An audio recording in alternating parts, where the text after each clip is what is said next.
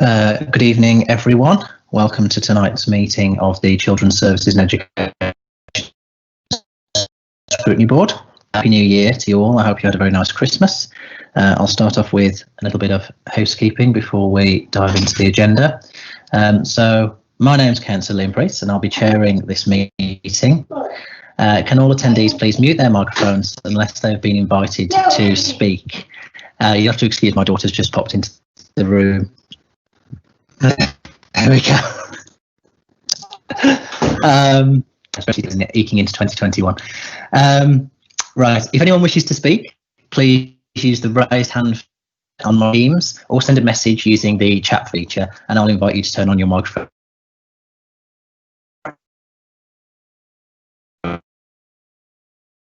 Appropriate point. Firstly, I'll ask all members of the board to please introduce themselves in turn.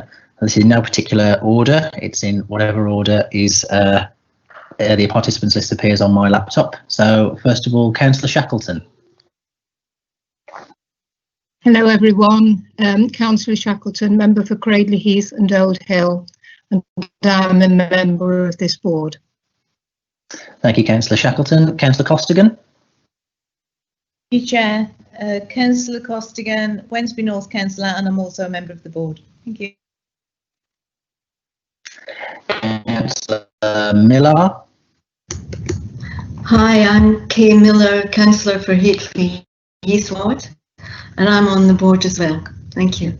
Thanks, Kay. Councillor Carmichael. Thank you, Carmichael, Councillor in Blackheath and member of this board. Thank you. Thanks, Kerry. Councillor Ashman. Hello, I'm Lorraine Ashman. I'm a councillor for the Tividale ward and also a member of the board. Thanks, Lorraine. Councillor McVitie. Hello there, I'm Councillor Richard McVitie. I'm Councillor for Newton Ward and a member of the board. Thank you, Richard. Councillor Phillips. Hi, Councillor Sue Phillips. I'm Charlie McWith Vale and a member of the board. Thank you, Sue. Councillor Hussain. Hi everyone, Zahir Hussain, Councillor for Southern Victoria Ward and a member of this board. Lovely, thanks to hear. I will ask officers to introduce themselves as well at this point. First of all, Chris Ward. Hi, Chris Ward. I'm the Director of Education, Skills and Employment at Sandor Council. Thank you, Chris. Now, I don't want to put you on the spot, Connor, as I think it might be your second week with the council. I'm not sure. I know you started very, very recently, but I know some members may not know you yet, so if you could introduce yourself. Yes, my second week, and so my name's Connor Robinson, and I'm a Democratic Services Officer. Lovely, thank you, Connor, and welcome to Sandwell. Thank you. David Holden. Hi, my name's David Hold and I'm Vice Principal at Sandwell College. Thanks, David. Deb. Hello, I'm Deb Reed and I'm a Democratic Services Officer. Thanks, Deb. Graham Pennington. Hi, yeah, I'm Graham Pennington, Principal of the college. Lovely, thank you, Graham. Jason Henderson. Hi, evening everyone. I'm Jason Henderson. I'm a DFE case lead. I work predominantly on children's social care, but we've had joint conversations with schools colleagues with the local authority throughout the COVID-19, and EHE has sort of been discussed as part of these, really.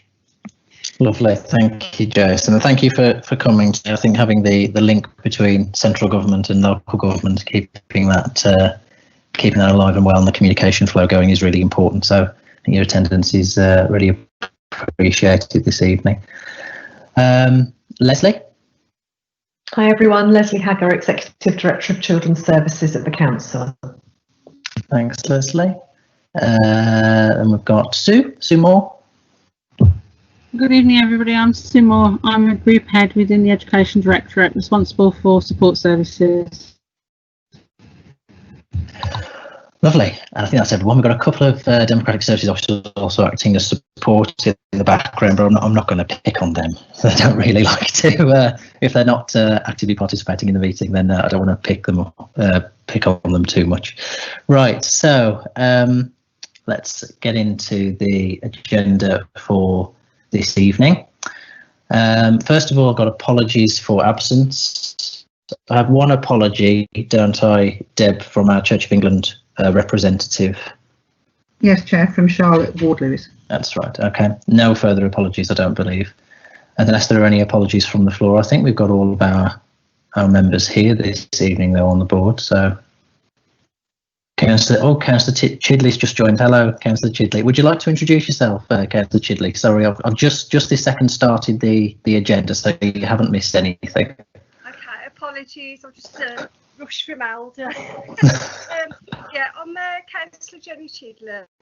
I'm the present, and I'm acting as town lead, and I'm deputy town lead.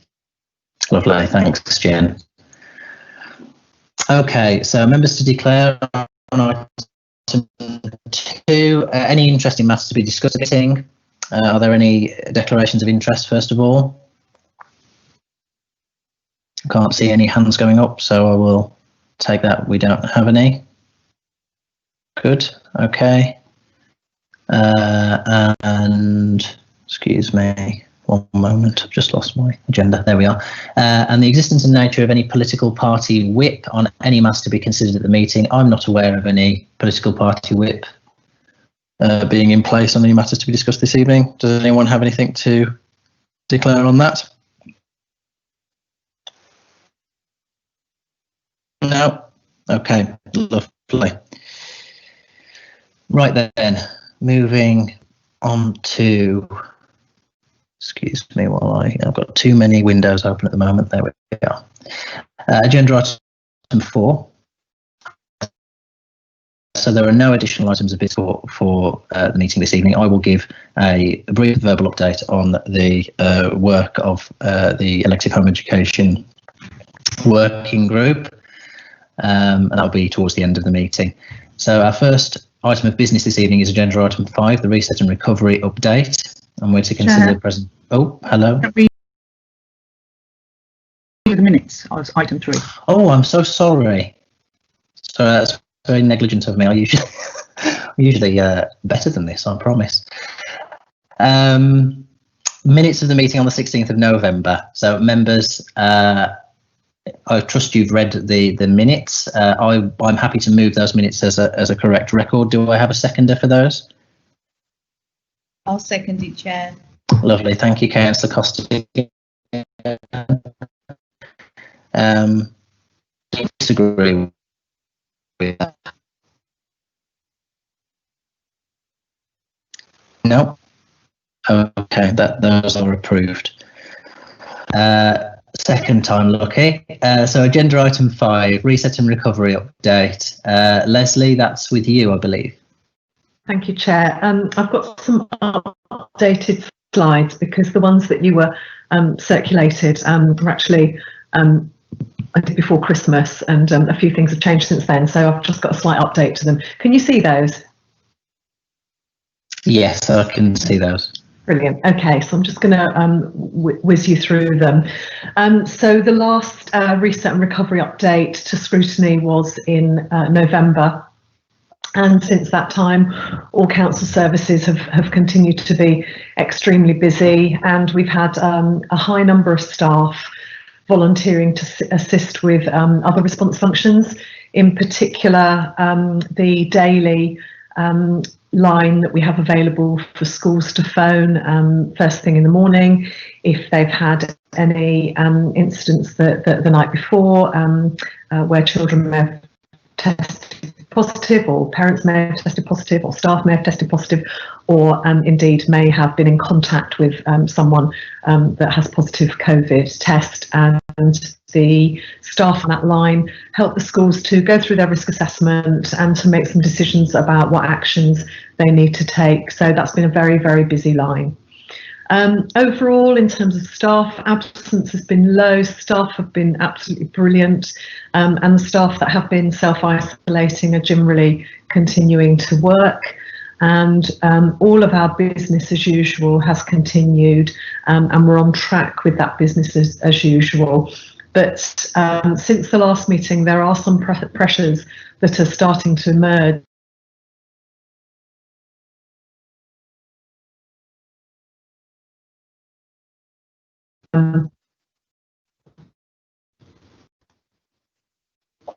Mainly contact with children, anything that really needs a face-to-face contact or assessment with the child is starting to delays.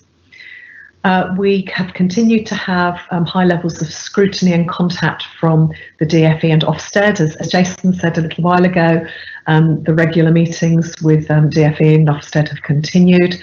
They've been very helpful, good ways for us to escalate questions that we have about guidance or specific things that we're looking for support with that might be particular to Sandwell, and also questions that early years providers or schools or the college may have. We've been able to raise them at those meetings, and vice versa. DFE have been able to look for assurance from us and to ask questions about specific things taking place in Sandwell. We've also had some good practice to share. Schools have remained open, and as I say here, in challenging circumstances. In a couple of slides' time, we're going to talk to you a little bit about what's been happening since lockdown. But generally, you know, thinking about the last scrutiny report until now, schools have continued to do a really super job in Sandwell. Ofsted have visited 12 of our schools during that time. They've all been successful visits, and Ofsted will continue their assurance visit programme, but not in January as expected. This will now start again in February, and we know that the focus of that visit will be the support that's been provided to vulnerable children in an area. So we've been doing a lot of preparation to make sure that we're ready for that visit when it comes, as I expect that Ofsted will want to come and have a look at what we've been doing. And we've got lots of good things to tell Ofsted when they come as well. In terms of the overall impact of the pandemic since our last meeting, we have seen that referrals into children's social care are starting to increase, and we've had a couple of significant incidents as well. Also, there have been some pressures around placements for children and young people, mainly because children aren't leaving care and they're continuing to stay in care during this period of time, and therefore the numbers of placements available have become fewer, and therefore the costs as well have increased. Our Corporate Parenting Board has continued to meet, and a big thank you to everyone that contributed towards the vouchers, the Amazon vouchers that we provided for our care leavers at Christmas. And I know the Mayor's going to say something about this at the council meeting, but it was a really fantastic response from council staff and councillors.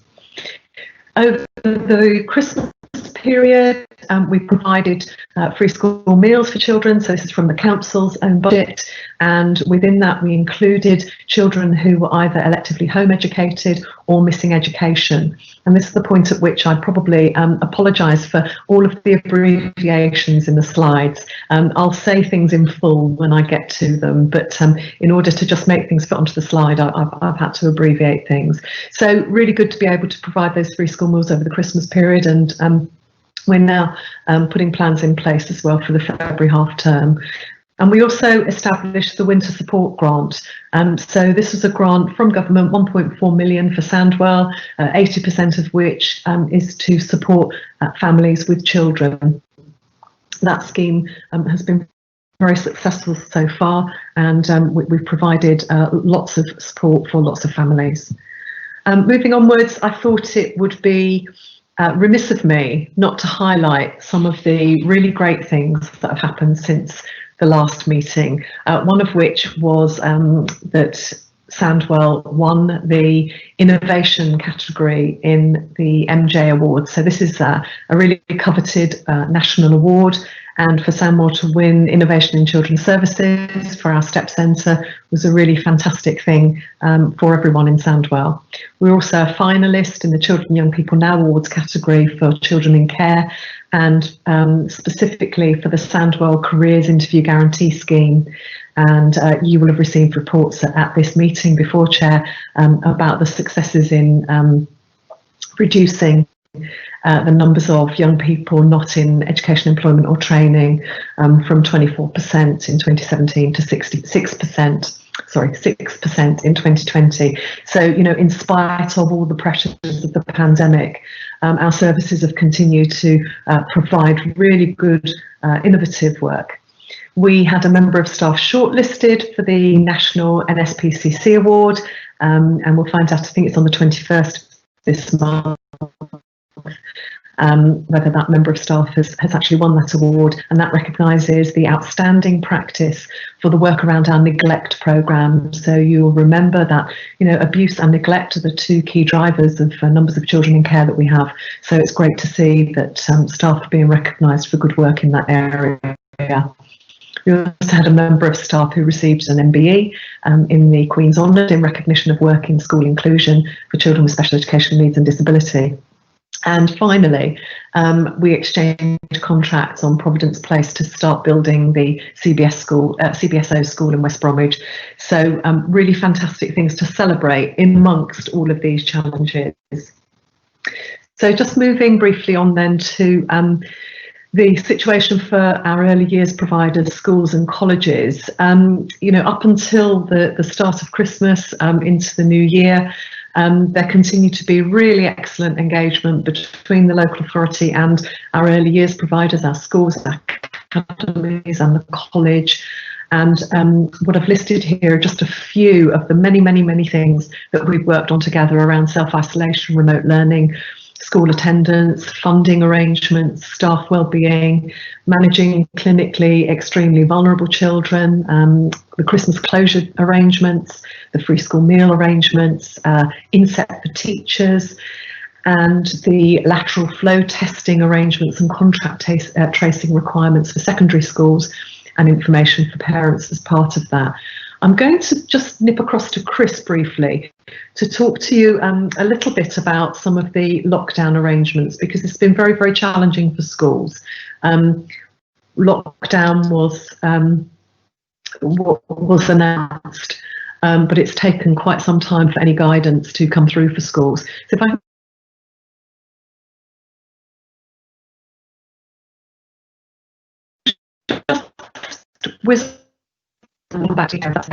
Yeah, that's exactly the starting point for us. I think the guidance that was to follow from the DfE really has taken a little bit longer than expected. So schools have been trying to get through the first week of lockdown without the necessary guidance that they needed to move things forward.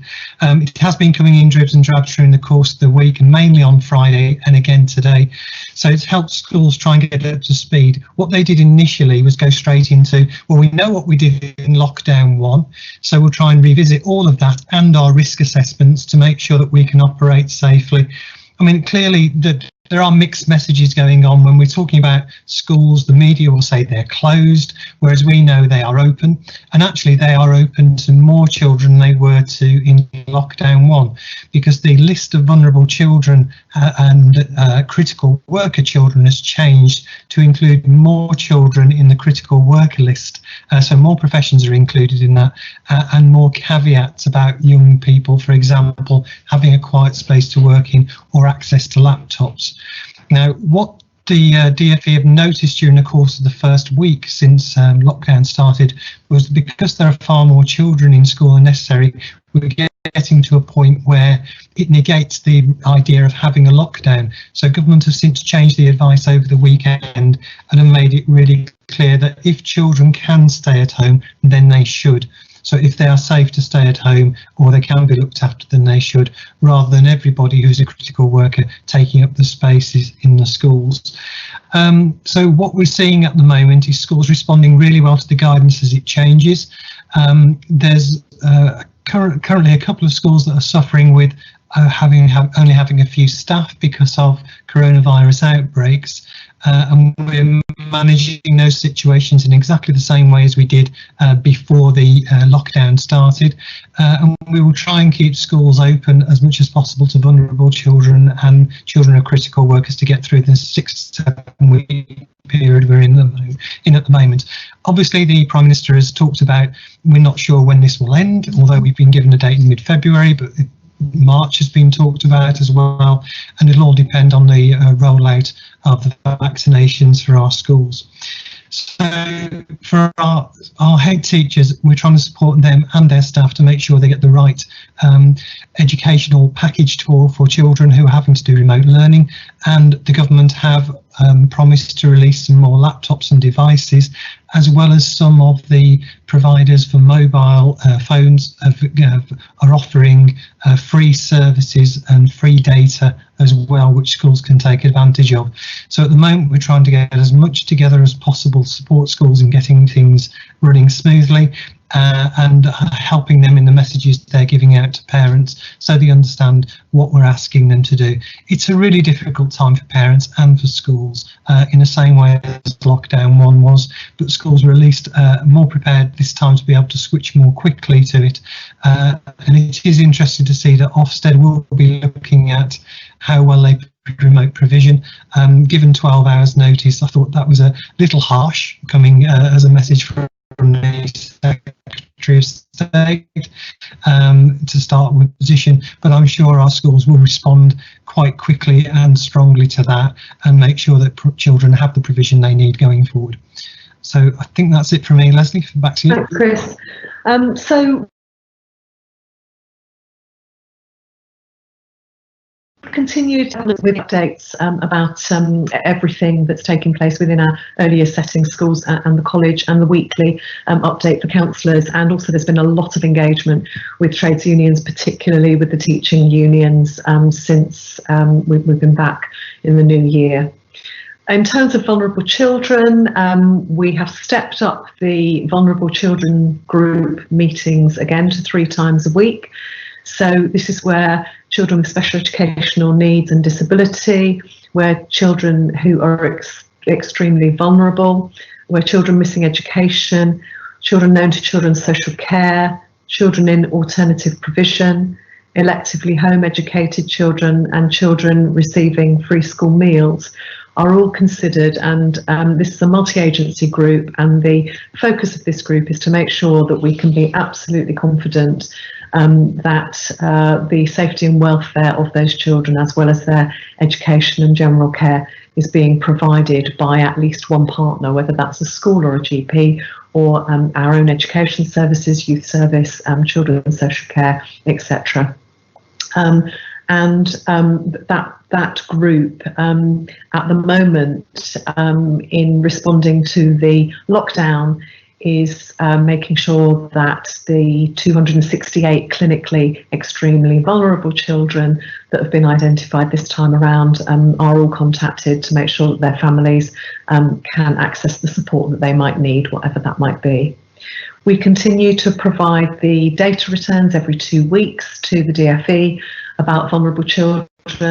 Wave 17, the return is due this Wednesday, but I included the link for you around some of the outcomes of some of these reports. Wave 16 of the vulnerable children data returns is really highlighting the increasing complexity of the issues that are being experienced by children. So the issues that may have been there before being exacerbated by the fact that children are at home more and may be subject to more neglect, may be subject to more abuse, may be hidden from our sight more. So the work of everything that we're doing on a multi-agency basis around vulnerable children is really, really important now more than ever. I've also included the link to the Ofsted Vulnerable Children reports. This is the 3rd report from Ofsted, which again highlighted that children are struggling. And I think that, you know, we've had conversations here before about support for young people's well-being and mental health, and that's going to become even more important for us. Over the Christmas period, we ran 2 campaigns, one about safe sleeping and the other about prevention of suicide. Both of those campaigns were responding to some incidents that sadly had taken place in Sandwell. There have been some national meetings that we've been involved in with Minister Ford. She has asked us specifically to make sure that we review babies and children that are on child protection plans.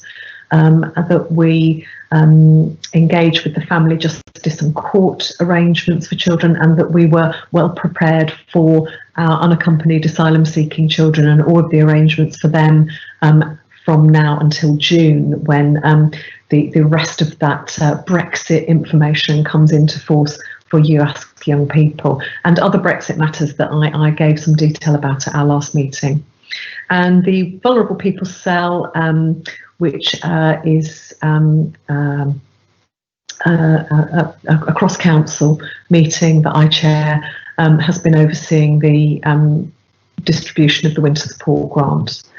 Just a couple of other slides to finish off.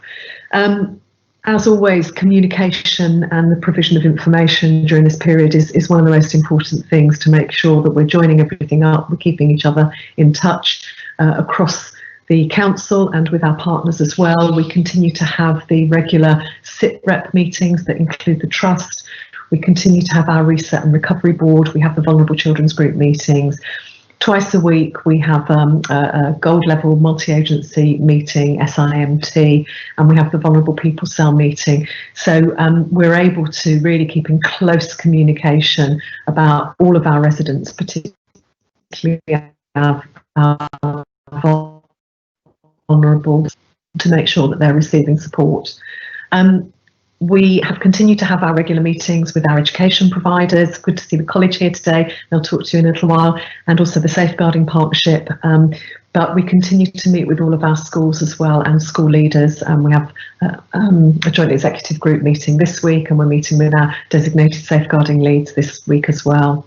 I've mentioned the meetings with DFE in Ofsted already. There are a range of regional meetings and national meetings, and a range of actions that come out of those meetings. And Sandwell has been able to take the lead with some of those actions on behalf of the region.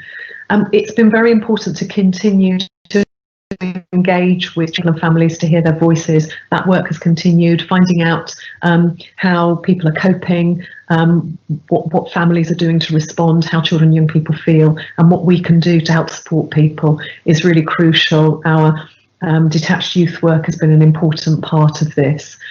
So also staff meetings, staff conferences, and the recent piece of work that was gathered on the achievements from 2020, which is a piece of work that the council will publish shortly. But I'm really proud to be able to say that the list of things that the Children's Services and Education Directorate have been able to achieve during 2020 are pages and pages and pages long. It's something to be really proud of. So looking forward, we continue daily to look at the updated guidance. We've had 2 emails from DFE today with updated guidance, interpreting that guidance, communicating that back out to partners, and then making sure we're implementing that guidance is a really important part of the everyday job at the moment. We're now thinking about, those mass testing arrangements and the lateral flow test arrangements for schools. I think most of our schools still haven't received their lateral flow testing kits. So having lockdown, gives a bit more time for schools to get their arrangements in place. And thinking about vaccination for school staff and children's social care staff is a really important bit on the agenda now. And I know that the government has said in phase 2 of the rollout, and they're going to look very seriously at making sure those workforces can access vaccinations. We're starting to plan, as I've mentioned, free school meals for February half term, and then the holiday activities and food scheme rolls out from Easter. So we have again a multi-agency group that's planning what that Easter programme, summer programme, and then next Christmas programme will look like, with the government providing, I think it's about £1.7 million for us in Sandwell to support that scheme. Obviously, an announcement has been made about tests and examination arrangements, and we'll work closely with our schools around what that might mean for young people. But vocational qualifications are also really important. Some of the vocational testing is continuing this month, but Graham and David will talk to you about some of the issues around some of the vocational qualifications. I've mentioned the fact we're planning for the Ofsted focused visit, but we're also still planning for our full inspection. You know, every month it feels as though we're saying it's coming, but it's been put off for a bit longer. It will certainly be here before too long, as soon as Ofsted are up and ready to start full inspections again. We've made a really good appointment of new Chief Executive for Sandwell Children's Trust. If the Cabinet gives its approval on Wednesday, of course, when the paper asking the Council as sole trader of the Trust is requested to make that appointment. So the induction of that member of staff and all of the handovers will take place.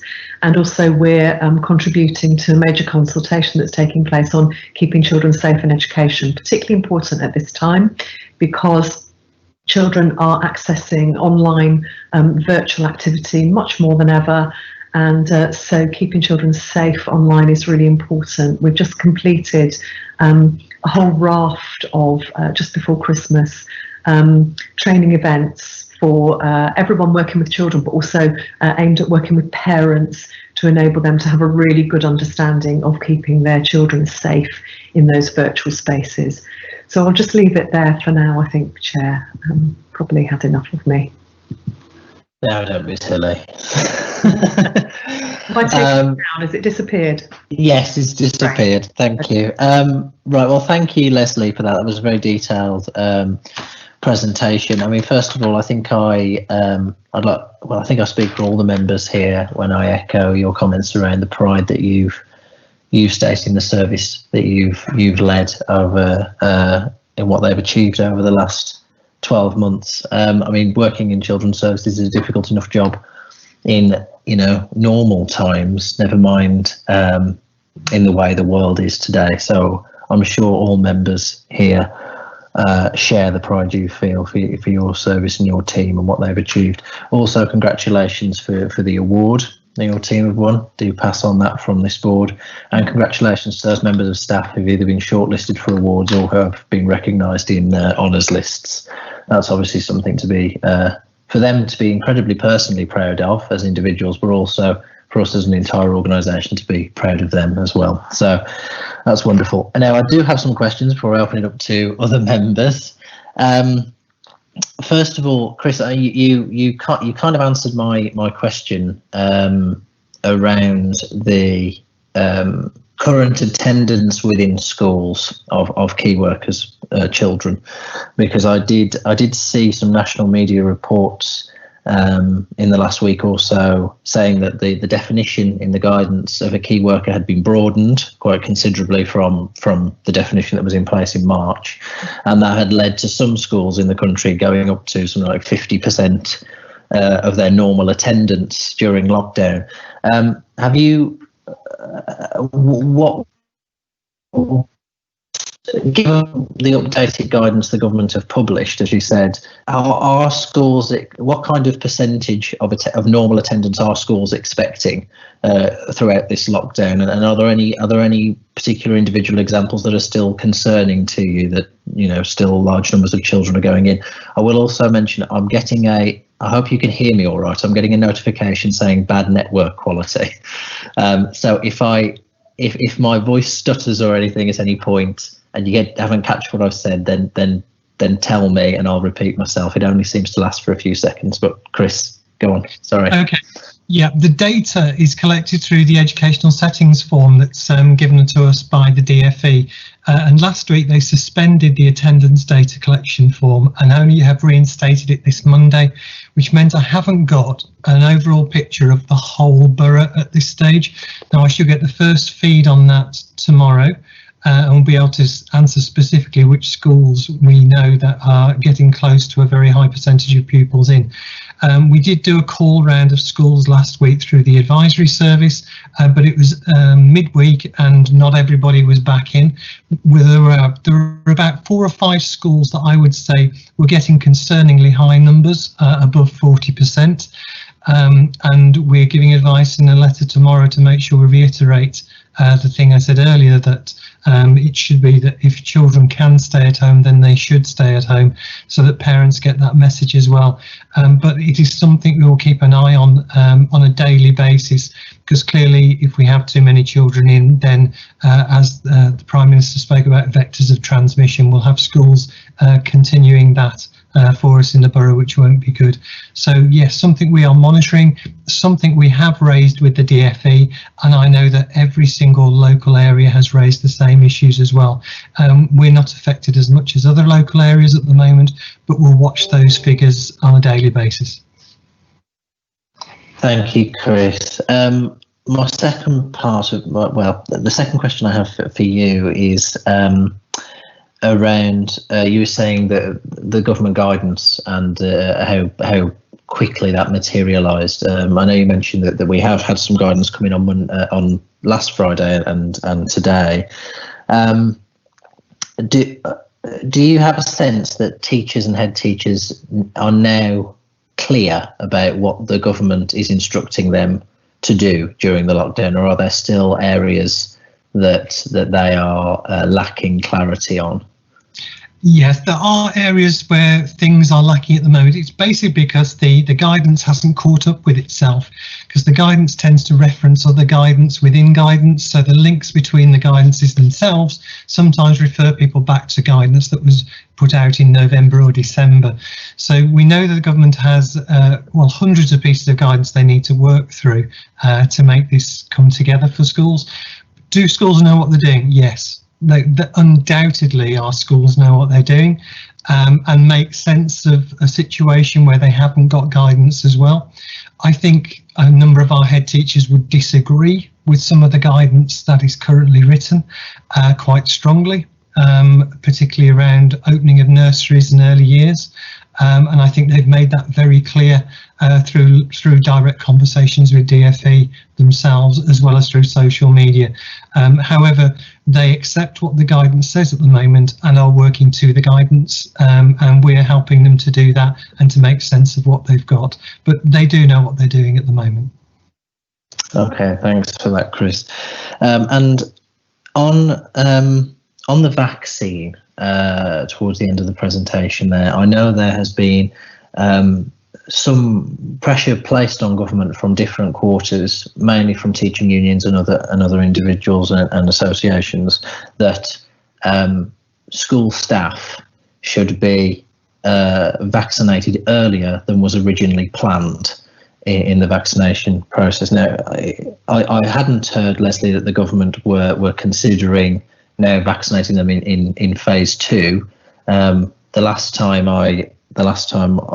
thing I heard Boris Johnson say about it was that it was set by the Joint Committee on Vaccinations. I think they have a committee for that, and that was the strategy they were sticking to. That was the original strategy. So have the government said, yes, we are going to vaccinate teachers and school staff in phase 2, or are they saying we're just going to look at it?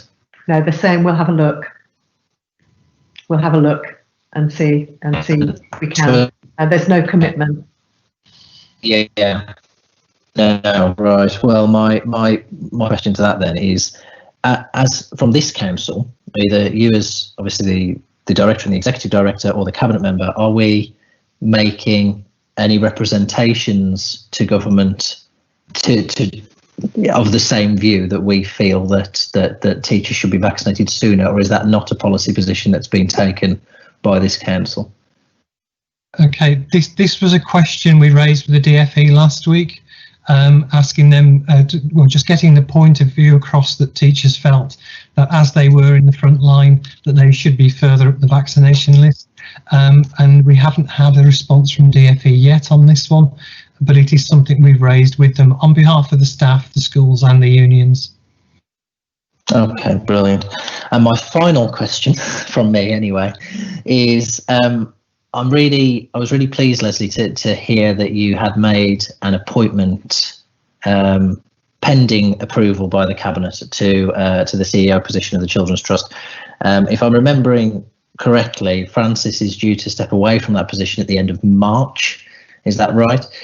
Do you anticipate, obviously pending cabinet approval, that this new person will be able to take over immediately after Francis has stepped away from the role, or are we expecting a gap there? Because I was a little bit concerned that we might have a gap in leadership there. So hopefully with Cabinet's approval on Wednesday, Emma Taylor will come into post on the 5th of April. There won't be a gap. And actually, she's already started to have some meetings with us to start her induction. So I'm sure she'll do more of that once we can officially appoint her after this week, hopefully. Well, our next meeting is in March. If she wants to come along and say hello before she starts work, she's more than welcome to come to this scrutiny board and say hello. If not, then we'd like to talk to her, I think, as soon as possible after she's in post. Okay. Right, that's all I have. That's all from me at the moment. I'll open it up to anybody else to ask questions now. Members, does anyone have any questions on Leslie and Chris's presentation at the moment? Councillor Carmichael. Thank you. I'll ask a couple of questions here, please. Leslie mentioned about the face-to-face meetings and about understandable delays. I was just wondering how long those delays were. That's the first question. And then you mentioned about free school meals. This might be for Chris. I was just wondering, do we know how many children we're actually giving free school meals to now? And has this increased since COVID first began? That's a good question. And the third question, are schools getting extra money for the basics, such as hand wash and things like that? Because I've had a teacher contact me who is concerned that there's not enough hand wash paper towels in the schools, along obviously with the laptops and that. And going back to what Liam mentioned about the percentage of children in the classroom, this teacher actually told me she got 22 children out of 30 who are now classed as key worker children, which is a lot of children. Thank you. Thank you, Councillor Carmichael. So the face-to-face meetings. So in the children's social care space, we're trying to make sure that face-to-face meetings can still be prioritised.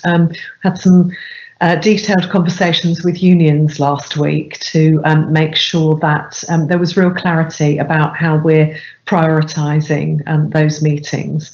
But it's the meetings where an assessment is needed, for example, for an education, health and care plan that is proving to be quite difficult, because normally our staff would go into school and make those assessments, and with not all children being in school, or them being in bubbles, or them not being in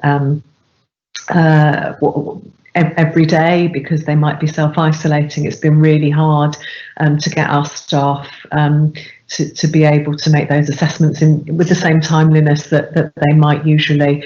So things have slowed down a bit. I don't think we're at the stage where we're significantly concerned about the impact, but it's something that is important to note at this stage, because if things continue to slow, then we may reach the point where there are going to be significant impacts on children.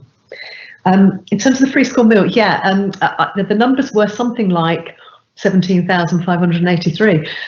Chris is nodding, but I can't remember how much it increased by. I think it increased by about 15%. But I'm looking at Chris now. The numbers definitely went up as more people are eligible for universal credit because they're not earning, the same wage themselves, and those numbers did significantly increase. I don't know if Chris or Sue even.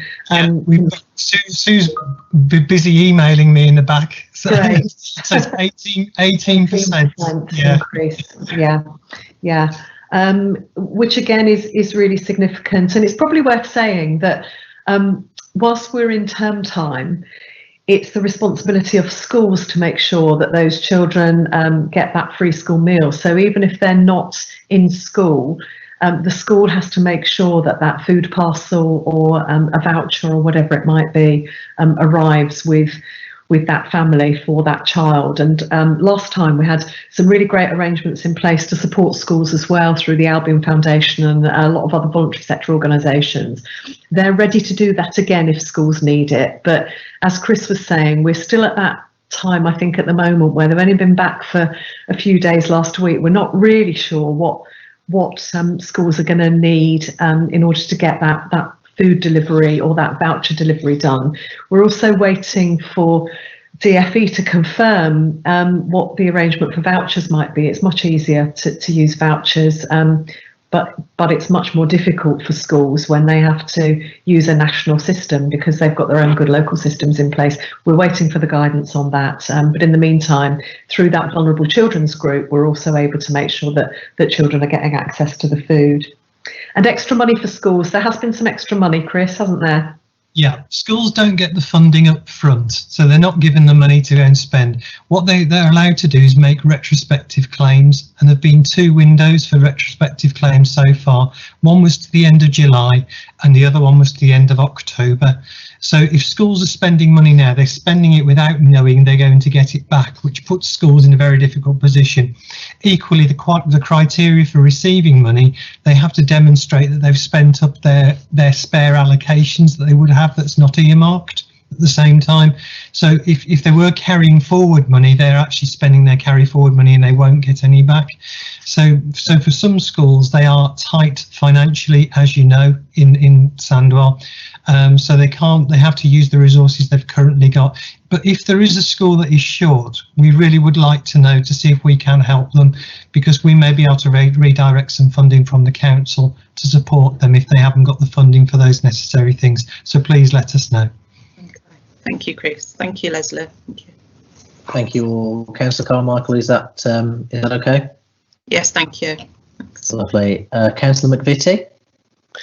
Yeah, apologies. I've got a few questions. On the back of Councillor Carmichael's question, in the last notes, it said that the free school meal vouchers were at 17.5%, rising to 29%. So is that another 18% on top of that 29%?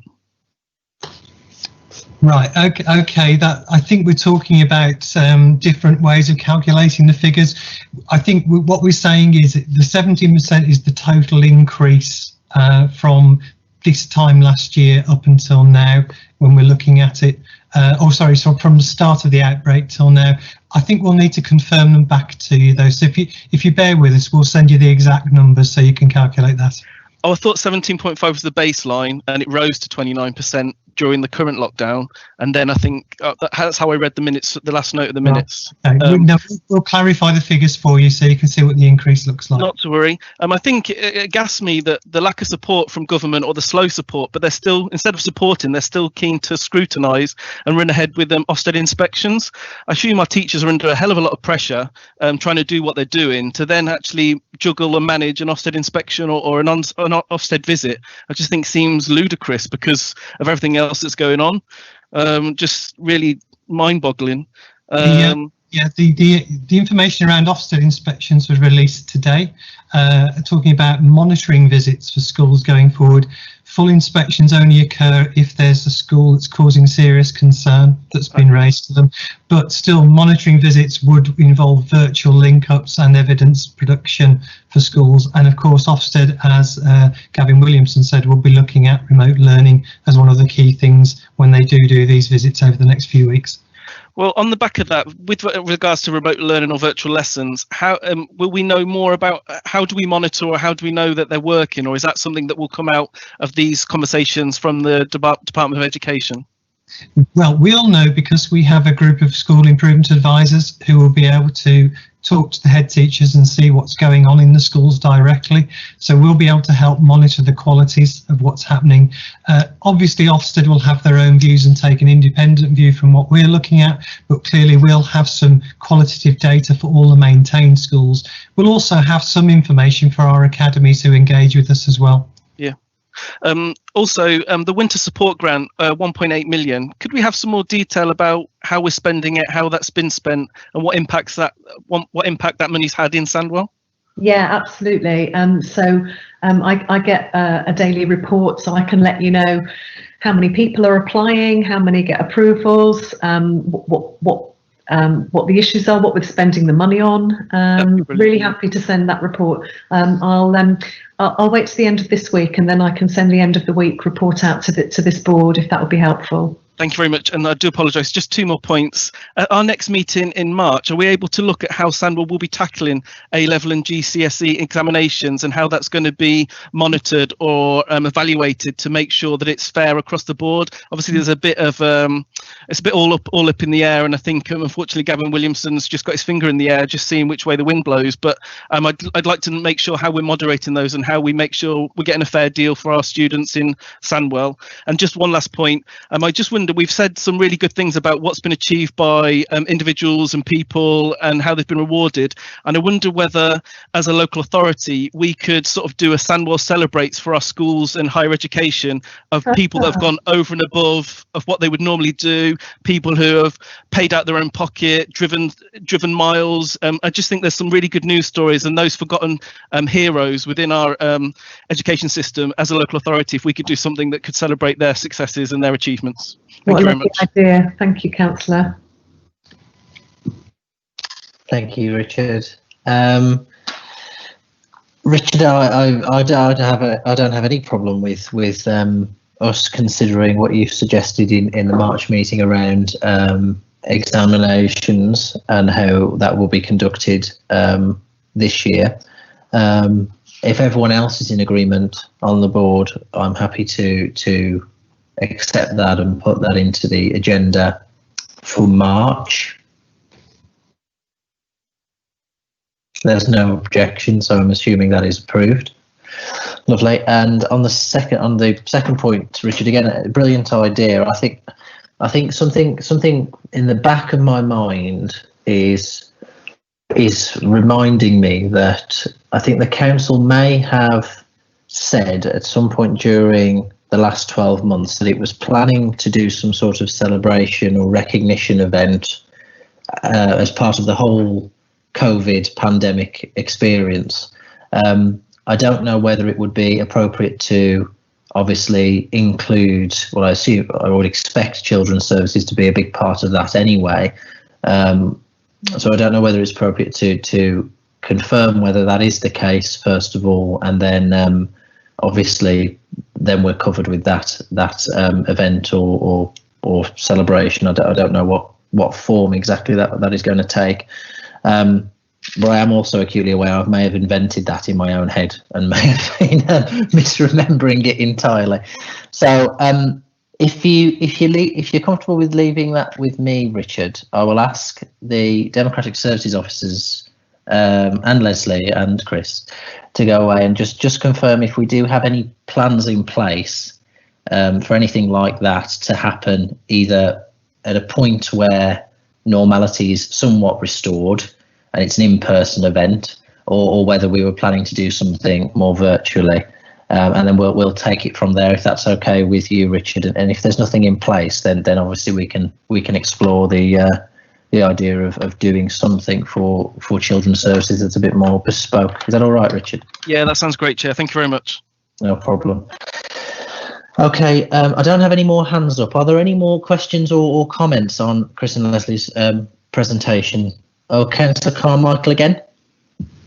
Yeah, sorry, I was just reading my notes and I just made a note of prevention of suicides, and I think that you mentioned that, Leslie. Is that a real concern at the moment? We have had a couple of very serious incidents in the borough, and it's made us think about making sure that we're talking really openly with children in school about their anxieties and pressures, and so that children know that they can look for support, they can talk to people if they're not feeling as though they can cope. So yes, it's a very serious issue for us. I find that quite upsetting, and I'm shocked by it as well, that sort of thing's happening. I'm not too sure if there's anything that we can do to help. Yeah, you know. I think it's about us encouraging, encouraging children and people to talk and to listen to them, and to make sure that we've got good services in place to support young people, very, very particularly to help them talk about how they're feeling. Okay, thank you. Okay. Thank you, Councillor Carmichael. Thank you, Leslie. In the absence of any other questions or comments, that's that agenda item done with. There are no recommendations for us to vote on, and I believe the recommendation in the report was for us to receive that update, and that update has been received. So unless there's any objection, I'm going to move on to the next agenda item, which is agenda item number 6, proposed changes to vocational qualifications, Sandwell College. And this is for Leslie to introduce, I'm told, and for Graham and David then to take the substance of the item. So Leslie first. Thank you, Chair. We did send around a short paper, but I'm sure Graham and David will be happy to introduce themselves again, as they did at the beginning. But this item really came from a conversation that we were having about the consideration of future vocational qualifications, and if the changes that are being proposed go ahead, the impact that this may have on our own college. But rather than me speak about it, Graham and David will be much better at describing what's being consulted on at the moment and what the impact for them will be. So just hand straight across if that's okay. Yeah, that's fine. Graham or David? Hi, Chair. Thank you for that. And firstly, big thanks for inviting us, obviously, to the meeting today and giving us the opportunity to speak about this particular topic. I just wondered if it might be worthwhile just giving a little bit of insight into the college, which I sometimes think, we must be sometimes a bit of a mystery, because although we do a lot of work with the local authority on a number of different matters, we're obviously not part of the direct setup, in the locality. The college currently has about 6,200 young people. We have centres in West Bromwich. We also have a college now in Kings Norton in Birmingham as well, as part of our family of colleges. So we're a very large institution. We probably provide post-16 the largest provision in the West Midlands now, with, as I said, about 6,200 students.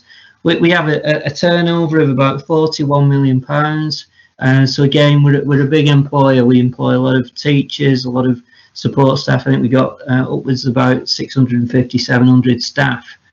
And the college has worked over the past few years to try and become more inclusive, try and offer more opportunities to young people locally, make sure that we retain students so that they don't drop out, so that it helps with making sure that young people have appropriate destinations. And I have to say that we've welcomed really a lot of the work recently with Leslie and colleagues in the local authority to help deal with COVID. It's been very, very helpful.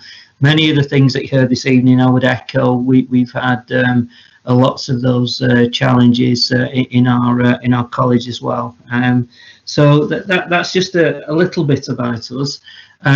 We do also have about 4,000 adult students that we provide opportunities to. A lot of students are moving on to employment, into higher education. We've got a strategic partnership with Wolverhampton University, and we're working at present on a number of projects with Wolverhampton. And more latterly, through the Towns Funds, we've developed a number of partnership projects that obviously went into the bids, and I think if successful, will be of a major benefit to Sandwell.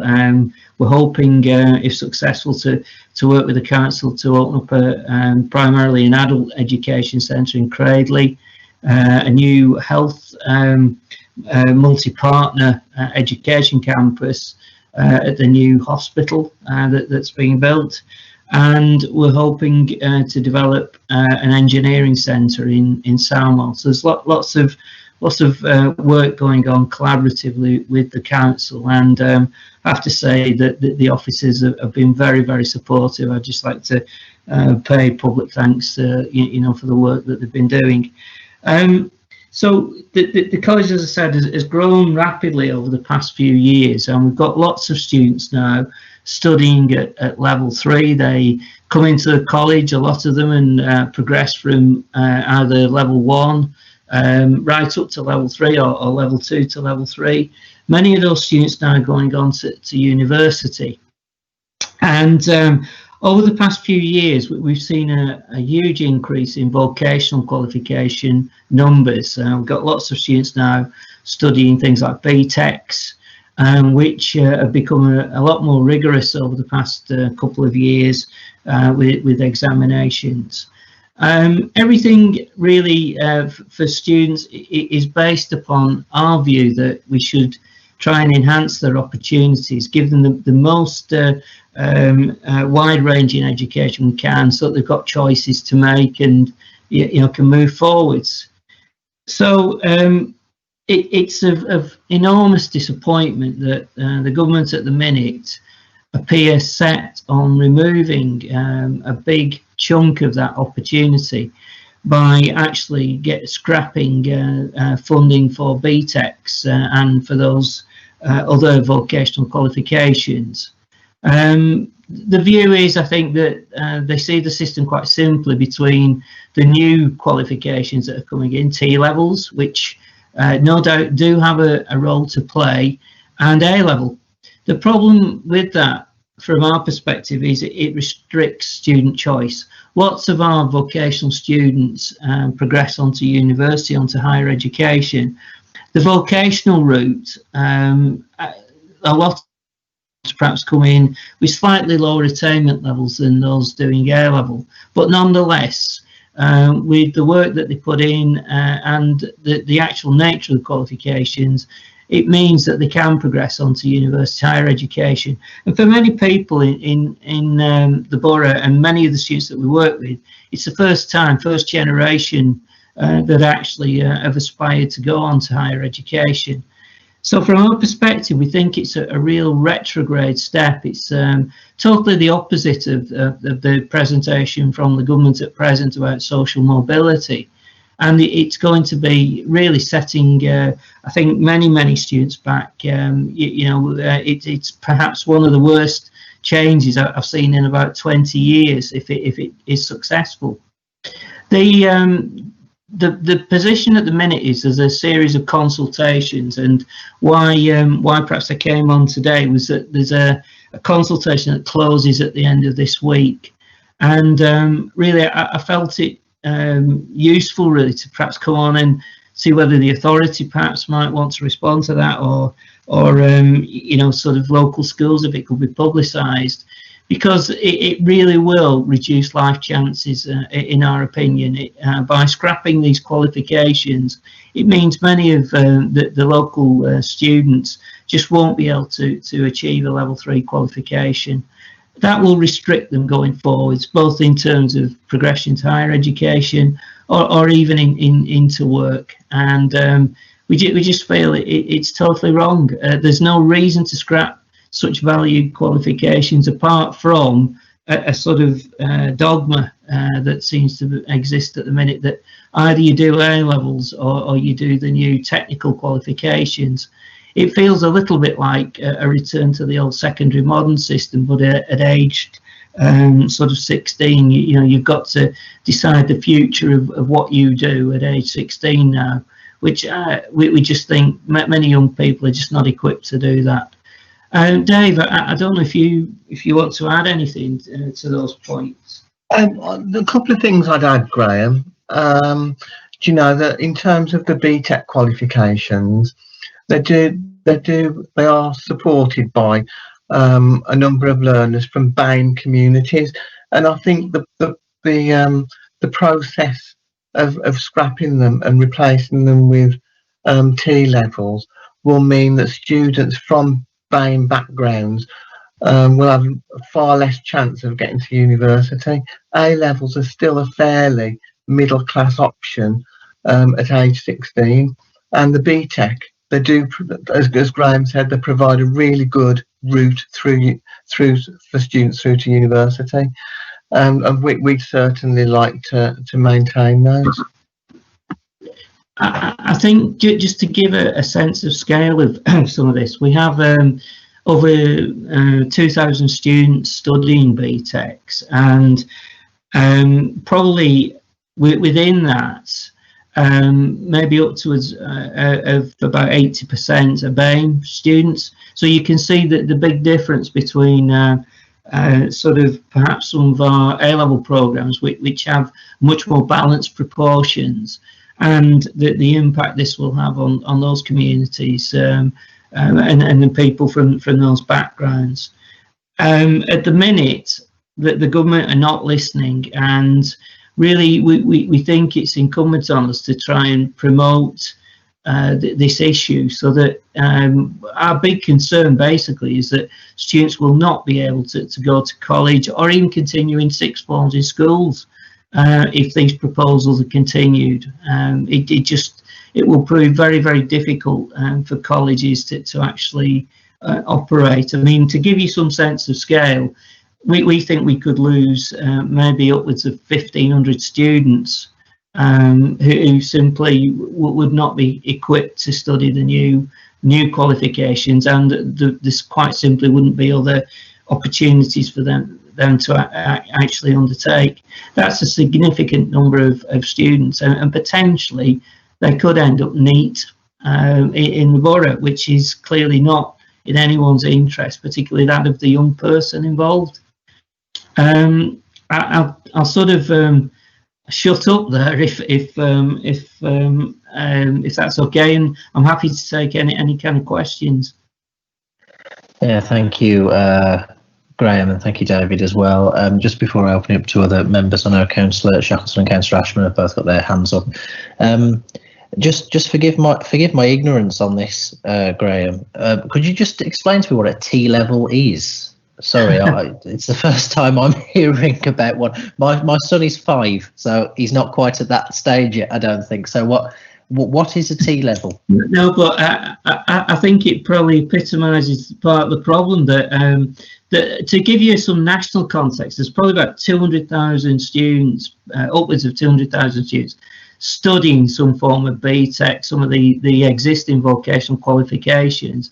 T-levels, it's the first year of delivery is this year. And I think nationally there's something like about 1,700 students actually sitting T-levels. So the idea of the government at the minute is to scrap all the 200,000 worth of provision that we've got, and by 2023 somehow miraculously everyone will be studying these new qualifications that are meant to be I suppose pathways into work, but at levels the equivalent of sort of A levels for people that perhaps don't want to go to university but want to go into the world of work. Nothing wrong with that, nothing wrong with that at all. But my point is that why scrap other valuable qualifications on something that at the minute is totally untested and untried, and to be honest, virtually impossible to deliver, because one of the main problems with T-levels is that the amount of work experience, which is unpaid, I hasten to add, can range between anything from 300 to 900 hours of unpaid work experience. For many of our students, that's going to be impossible. They have part-time jobs, they have other commitments. Many of them, sadly, are actually carers within their own families. To think that they can work for nothing, you know, for the better part of 3 months or 6 months, I think that is a real challenge, and really the government are not reflecting the fact that there's a lot of students that are disadvantaged, that don't have the sort of support, the family support that some other students have. And I think the T-levels, as I said, are brand new qualifications. We don't know how effective they'll be. What we do know is that the very narrow qualifications and are highly unlikely to in many instances, to let you to progress into higher education, which is you know, what a lot of our vocational students aspire to at the minute. I mean, I'll give you an example. We've got lots and lots of students, for example, that study engineering, and virtually 100% of those students progress onto university. Under the new sort of qualifications, it's highly unlikely that any of them would progress onto higher education, because the qualification is so narrow. It doesn't expose them to enough of the key concepts to go and study engineering at university, for example, which obviously at the end of the day will restrict their chances, their life chances. Yeah, thank you, Graham. Thank you for that clarity. Just before I hand over to other members, Leslie, Chris, have we responded to the government on this, or are we planning to? 'Cause I'm just aware of, we recently launched a skills strategy of our own, I believe. I can remember Councillor Singh as the cabinet member launching that perhaps just before Christmas, if I remember rightly. Have we assessed how these changes are going to impact our skills strategy and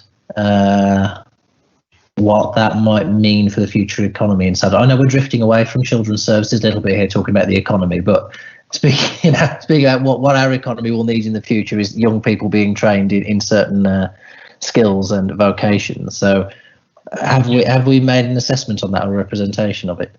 Yeah, this has actually come out in a number of conversations we've been having. This is around stepping stones for learning, and the BTEC provides an excellent stepping stone for young people to do that and then go into university. And I think what we're asking our residents to do is take too big a step.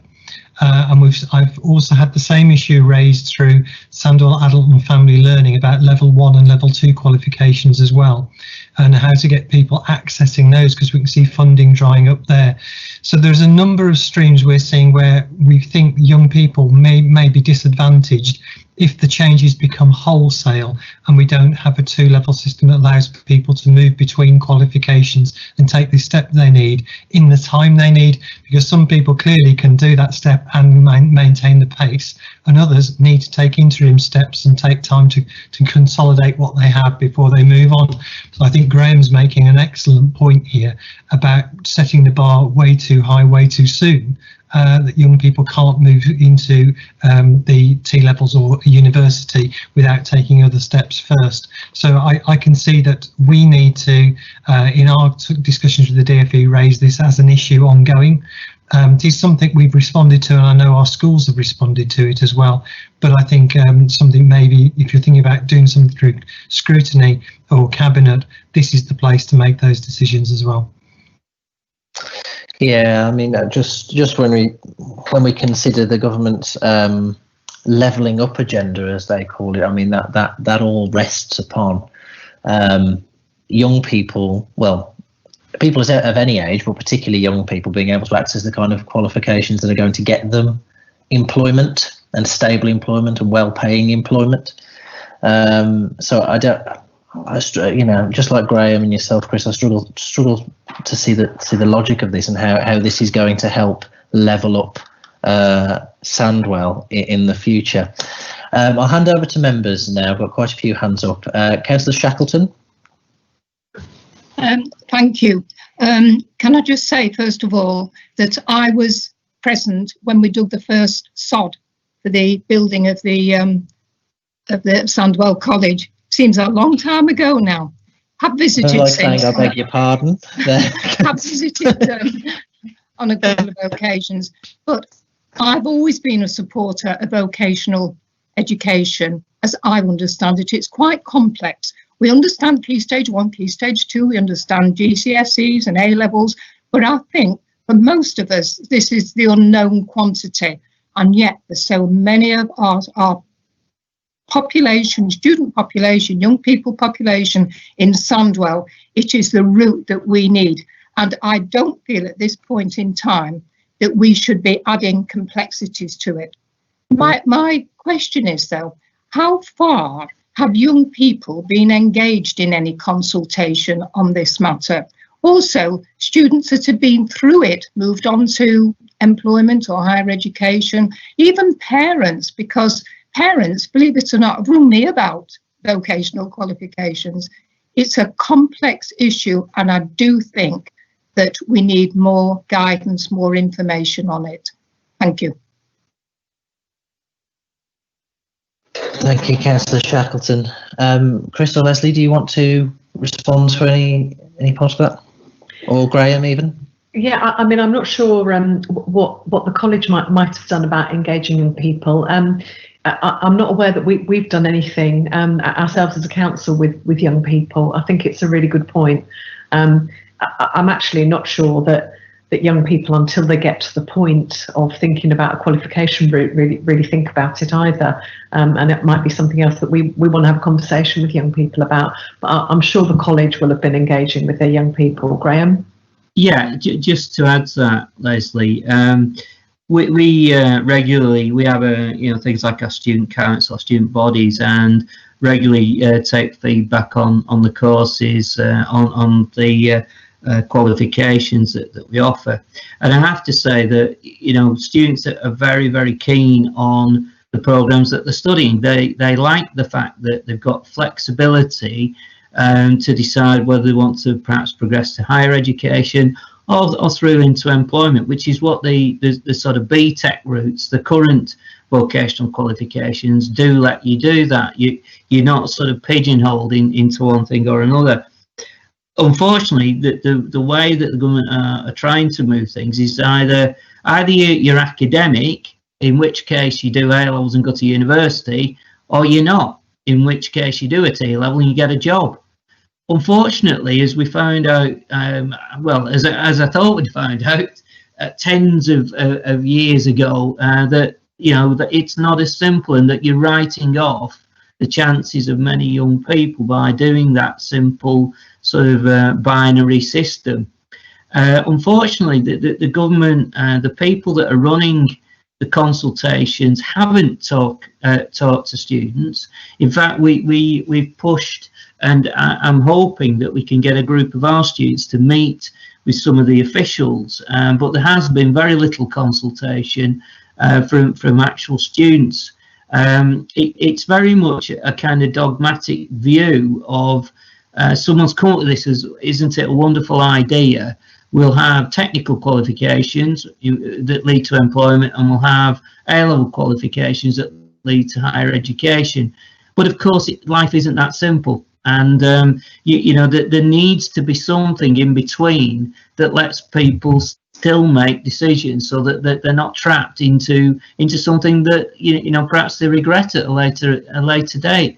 Let's not forget. I mean, I'm principal of a college. If you'd have said to me when I was age 16, why don't you do such and such a course, to become whatever, I'd have looked at you and I wouldn't have had a clue what I was going to end up doing.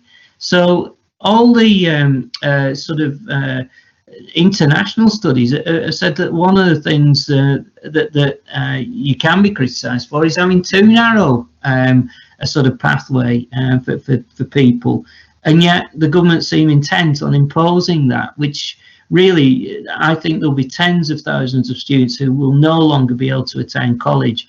The other thing I would say as well, with the new qualifications, schools in particular will find it very, very difficult to actually deliver the new T levels because of the links that you have to have with employers. They're a kind of version of apprenticeships, to be perfectly honest, and I think most schools would find it very, very difficult. And no doubt that the consequence of that might be that they guide them to the college. And of course, as I've pointed out, we're going to find it very difficult to kind of cope with this change as well. So I can only potentially see that there might be an increase in the NEET population, in Sandwell going forwards. Thank you, Graham. Councillor Ashman. Thanks, Chair. To be honest, Graham's answered a lot of my questions there, but I mean, it strikes me that these T levels do sound more like an apprenticeship. I think there's room for both A levels, maybe the T levels, and the AGQs to sit alongside one another, really. And it's all about social mobility, isn't it? And it strikes me as well that a lot of children won't have that chance if they push a T level rather than the BTEC that we've got now. So I don't think they're a very good idea at all. That's my opinion anyway. No, Councillor Ashman, I think most people would probably subscribe to that opinion as well here. Councillor Carmichael?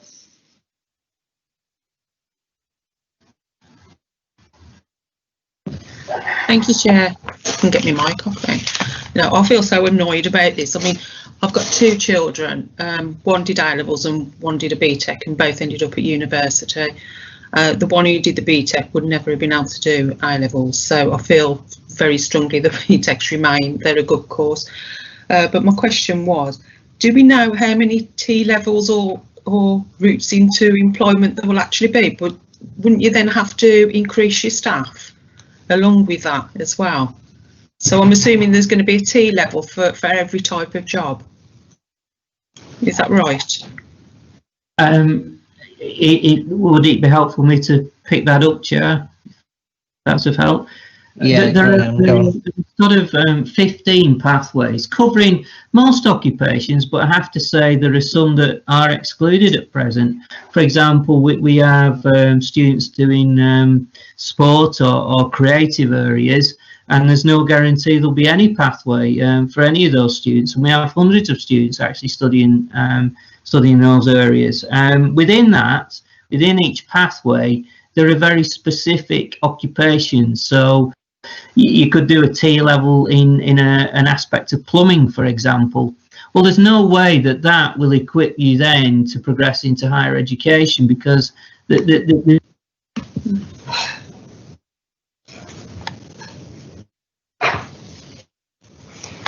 Oh, I think, Graham, have we lost you there? I think we have. Shall I pick that? The point that Graham was trying to make, sorry, was that the T-levels are very narrow.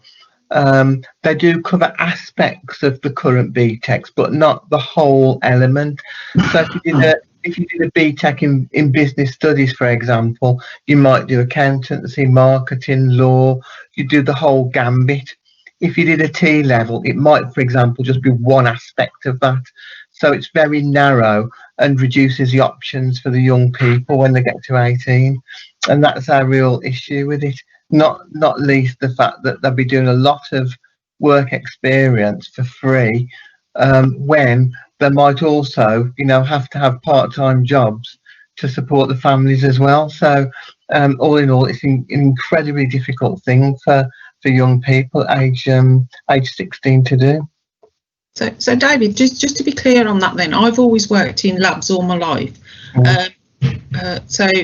And we've always had people with BTEC science, so we could train them on in specialist subjects, and they were paid. And what happens now is they might do an aspect of that science, so they wouldn't do the whole thing.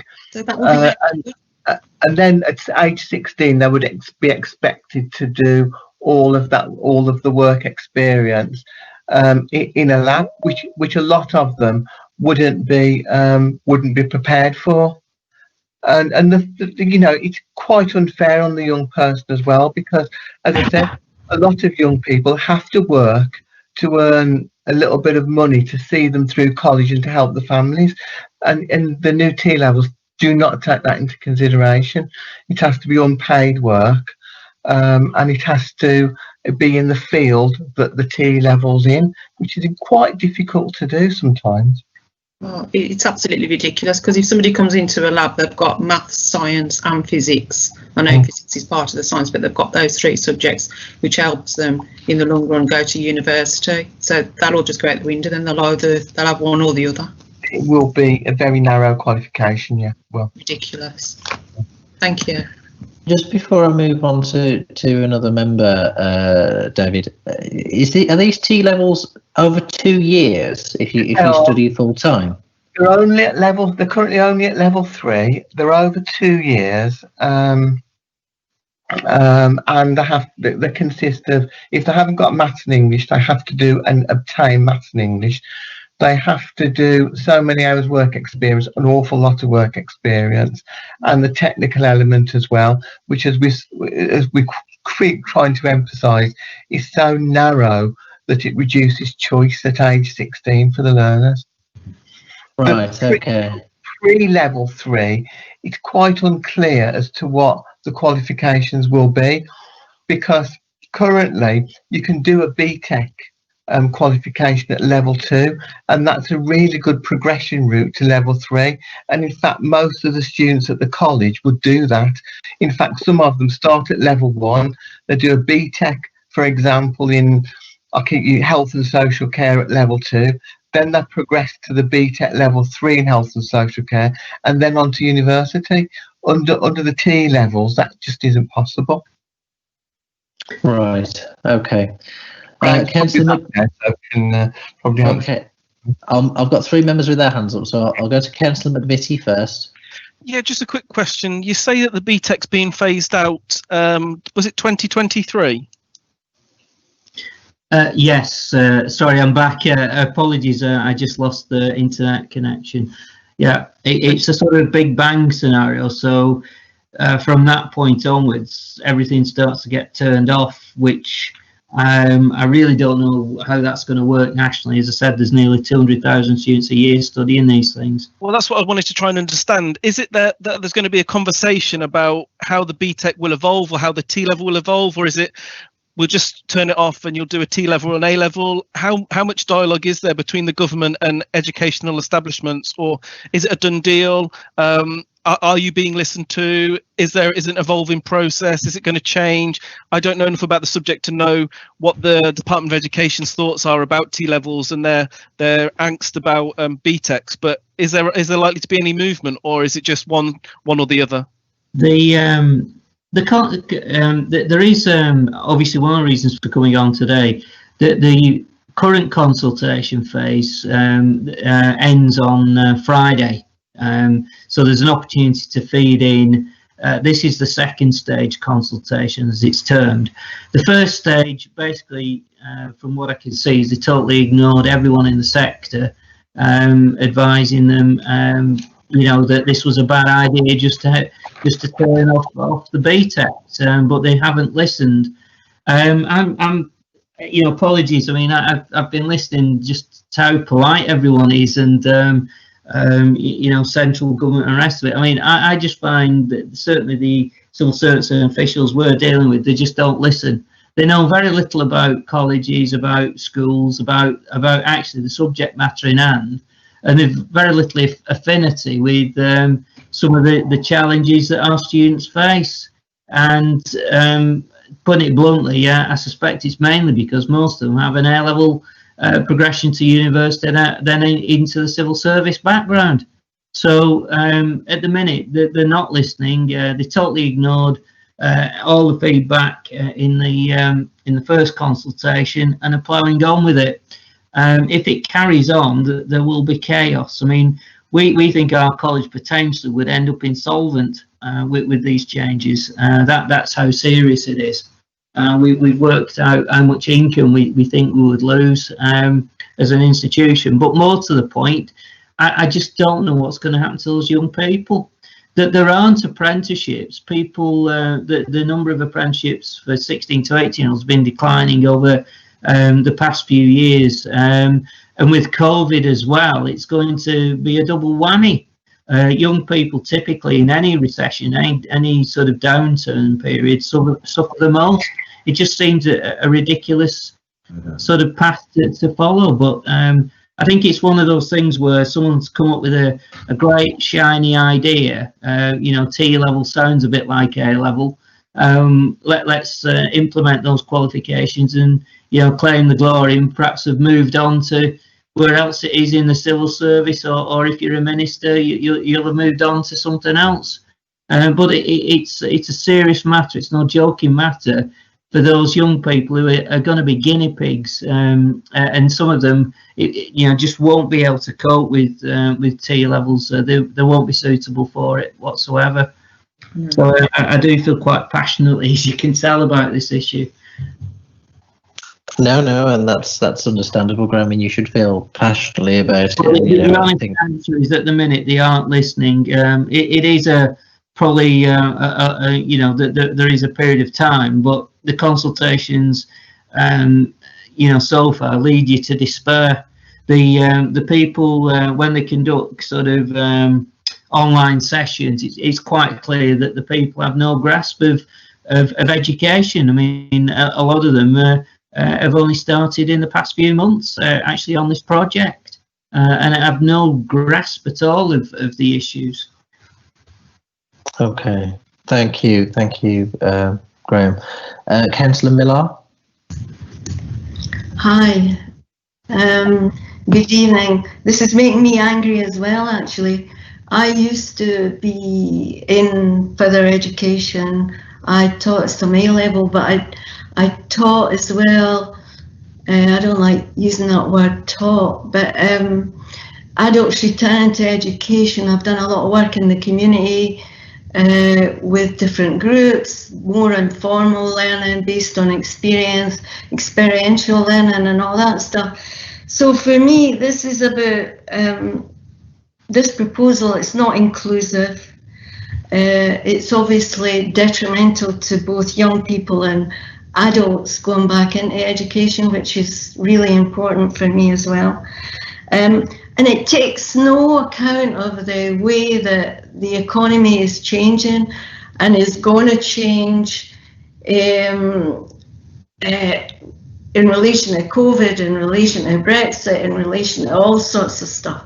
I mean, the whole thing these days is to be flexible, to be agile, and students have individual talents, and it's like everybody else. I started in certain jobs and I've kind of progressed, and education was a key for me in that progression. It's also a narrowing of perspective if this happens, and I guess has an impact on unemployment, and it could be antisocial, all sorts of implications socially as well. So, and for you as a college, and you've mentioned detriment in terms of funding, because you're going to lose so many students, but you're obviously going to lose teachers as well, and their skills. And you know, for me, it's totally a negative proposal. So it's more a comment than a question, actually. I think I would just echo that. I mean, the starting point for us always are the students, and it doesn't make sense that there is nothing saying that the new qualifications won't be suitable for some students. I'm not saying that for 1 minute, but why remove something that's giving so many young people so many opportunities? It just doesn't make sense. And I think you know, that's the problem here, that you know, sort of no one's against new qualifications, that the world evolves, and you know, indeed we're a T-level early adopter, so we are fully engaged with that. We're investing millions of pounds into that. But I think absolutely, you know, it makes no sense to try and undo what is good, simply to you know, because someone's come up with a great idea and doesn't like the idea that there might be something different to that. And that's how this feels. That it's about really taking out the competition, so to speak, by removing the BTEC route, which is well established, well recognised, and well respected. I think the government hopes that that'll mean that young people have to do T-levels, which really, I could be quite cynical about this and say it could be connected with the fact that you know, the labour market is changing, and this offers access to cheap labour, to be quite frank, you know, of young people. Thank you, Councillor Miller. Thank you, Graham. Councillor Miller, is that okay, or do you have another point? No, I was just going to say surplus labour. You know, drive down cost. Well, that's gone into politics. I felt it was quite shocking that in the consultation documents they've had to put a statement on about modern day slavery. because students are expected to work for no remuneration. I mean, I find it shocking. I mean, that they want students to follow, for example, shift patterns. I don't think it's safe. You talk about sending a 16-year-old out maybe to work at night or something. I mean, we wouldn't do that. I mean, in the college, in terms of safeguarding, I think, you know, it's quite shocking, and it doesn't go unnoticed, of course, that with Brexit, that there's more limited, if you like, labour in some of the lower paid occupations. Yeah. So, yeah, you know, it appears that, you know, the government don't want as many students progressing to higher education. Well, one way to stop that is to stop them progressing into further education. And that way, that, you know, they're going to have to get a job somewhere. And quite often, you know, that's an exploitative, you know, low paid occupation that they may end up in. Thank you. Thanks very much. Thank you. Thank you, Councillor Millar. We've still got a couple of members who want to make points on this. Councillor Chidley next. Hello. Yes, Chair. No. Yeah, I agree with what Graham's been saying. I agree with what Ray's been saying. I was going You may need to speak up, Councillor Chidley, just a little bit. You sound quite distant. Okay, can you hear me now? That's a little better, yeah. I hear what I agree with what Graham's been saying and what Kay's been saying. I was going to ask some of the questions that Richard's said, but he's already said them. Just picking up, Graham said that, and he's right, that A-levels are a middle class qualification. Well, our children aren't middle class, they're working class, and they need to work, they need to earn money. I'm a one parent myself. I've got 2 children in college. They're both getting distinctions and merits, but they are working. They're working to get a wage to help me out, to support me. And I think there's a lot of parents out there, you know, there's a lot of children out there that are doing the same. And to ask them to work for free on top of, you know, it's all right, I'm just looking at what this is on the side. Yeah, to ask them to work as well, I think it is it's too much. I don't agree with it at all, for the reasons that Graham has mentioned as well. So I think we need to lobby the government. If there's any way we can stop this going ahead, then I think we should. Thank you. Thank you, Councillor Chidley. Graham, is there anything you want to say in response to Councillor Chidley's point before I bring in the next member? No, just that I would echo that, and my request or my sort of plea is, please have a look at the consultation and make representations, because it's, you know, it will take a period. It'll take many voices now to try and influence this, because you know, this policy has been around for some time. It emanates back to the Sainsbury review, but of course Sainsbury, that review did not envisage removing these qualifications. That has been something that's been developed over a period of time, and I noticed someone said it's not the Minister's policy. I can only say our interaction with the Minister and our bodies, the AOC, the sixth form colleges, is very much the Minister is wedded to this idea. And you know, at the minute, people are not listening to these issues. I hope I didn't create the impression that there's nothing, no impediment to working class people doing A-levels if it's right for them. But neither is there should there be an impediment to students doing vocational qualifications that still leave the opportunity for university open to them either. And that's the problem, that social mobility, you know, we've got huge numbers of students that progress on to higher education now that would never have dreamt of it, never have dreamt of it. I do think that you know, if the authority were minded, it would be very helpful for them, you know, for yourself and colleagues perhaps to complete the consultation.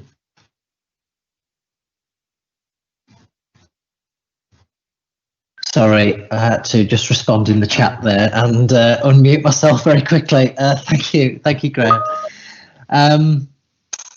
Right, Councillor Costigan, I believe, has her hand up.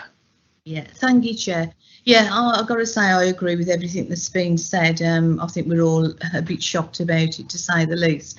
I will just mention, obviously, my son's got his own steel company, and he's taking on apprentices, but he was telling me, he actually was mentioning this over the weekend, that the apprentices, he's took 2 more on, 2 last year, 2 the year before, but he's actually paying for them to go and do further education. You know, it's obviously, it looks like, it sounds like that they want to rely on businesses to do that. I mean, obviously the kids that he's took on are in a good position because he is paying for it, and it looks to me and sounds to me that's obviously what that you know, they want the businesses to do, but that's not always necessary. But I agree with everything that everybody said, totally. Thank you, Councillor Costigan. Okay, I don't have any more hands up on this. I think there's quite a strength of feeling amongst not only our guests this evening, but also members, you know, towards this, particularly in how it interacts with our future plans. Sorry, yeah, I was just going to say, I think something, I was listening obviously to Leslie's presentation a little bit earlier on about vocational examinations, and it's just to give you a little insight into the situation, which perhaps sums up why you know, why we feel that we've got this problem. We had literally hundreds of students were due to sit vocational qualifications in January. The government have been made aware of the risks and you know, potential issues well before Christmas. I got a letter, or I got an email on the evening before. There's about 500 students due to sit those exams the next day. We were really concerned about their health and welfare because of it being a lockdown and having such a number of students in one venue. And that epitomises it, because on the same day, of course, we were told that A-levels and GCSEs in the summer would not be taking place, but that the students' health and welfare and mental health was not valued enough for them to be given proper consideration until literally the night before the exam. And I think that just sort of epitomises the second-class nature that many of our students are just viewed in by the government at present. It's shocking, but that's what happened.